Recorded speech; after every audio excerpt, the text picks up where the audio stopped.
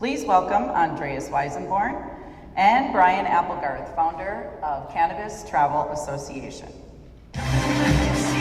So we started the journey in 2020 realizing that we have to enter the foray into cannabis and hemp.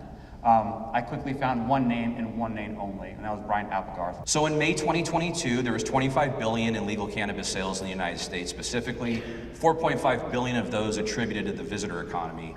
For every visitor dollar spent in a cannabis retail shop, a multiplier of $2.80 came to the local economy, putting the valuation of the cannabis travel trend in the United States in May 2022 as a $17 billion opportunity.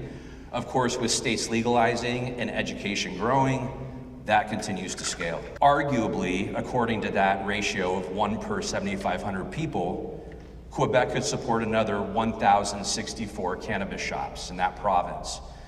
So what does this mean for destination development? You know, when I look at a data point like this, of those 1,064 shops in Quebec, is there anybody looking at it with a critical eye of how are we developing the visitor economy of cannabis to support travel and tourism in this modern age with this new research, with this new information about cannabis and how cannabis is truly a travel trend anchored in well-being and wellness? And the consumption experience includes spas, wellness centers, beverage bars, and yes, smoking lounges and vaping lounges. But it's really a whole new world when it comes to cannabis. And I believe there's opportunity here to take a really proactive, data-driven role in visitor economy development, specifically visitor ecosystem development. As we start to look at the existing retail shops and the capabilities that they're allowing at the local level that are compliant at the state level, what is possible when it comes to enabling innovation, to supporting stability and success of your stakeholders and license holders, and how do we create strategy with community in tow that is aligned and sustainable and keeps Desert Hot Springs at the forefront. So I've been studying the cannabis motivated travel audience in partnership with MMGY Travel Intelligence since 2019. We're gonna look at the most recent data, a couple of the key data points from the most recent Portrait of the American Traveler study we did. The cannabis travel audience today in the US, this is the active leisure travel audience, right? So not medical, this is the active leisure travel audience. 37% of the active leisure travel audience in the US is cannabis motivated. That's about 72 million people in the United States. Nearly 6 in 10 of Gen Z and millennials want to have or have interest in having at least one cannabis experience while on vacation. You can see there's a few different archetypes. You have the Canna Curious, Canna Wellness, and the Cannabis Connoisseur. Of course, visit a cannabis shop, it's a novelty experience. This is an attraction, right? So being able to point people in a place where they can not only access safe tested products, but can experience a modern day cannabis retail shop and lounge that is on brand for your destination and giving a great experience is the most popular activity. The other ones that continue rising are visiting a cannabis sampling or tasting room, which now do exist in California, by the way, and then visit a California lounge or cafe. Notice the passive one is below the active one, a curated sampling, a curated tasting, and enjoying a lounge or cafe, of course.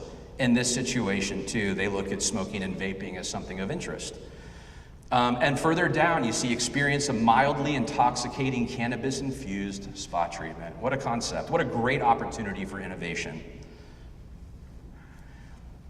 Another really interesting data point from this year's POAT is interest in experiencing cannabis effects that complement or enhance food experience, fine dining, or local signature dishes.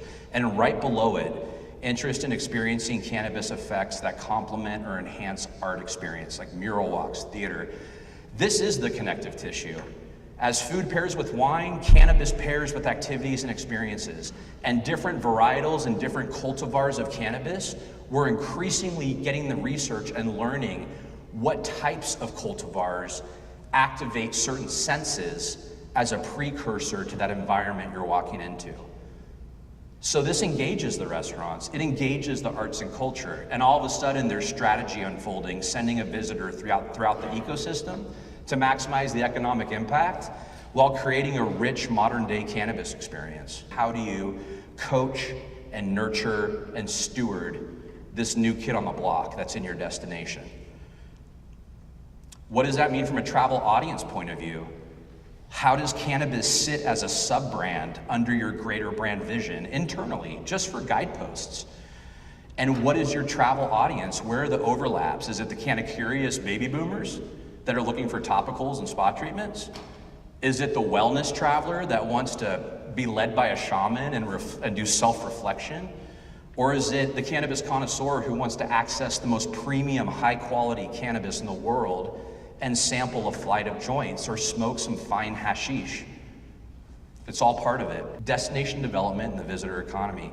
Destination organizations offer valuable information that provides context around the current cannabis travel landscape and identifies data-driven opportunities grounded in sustainability, sustainable destination development, specifically development related to tourism centers and visitor ecosystems.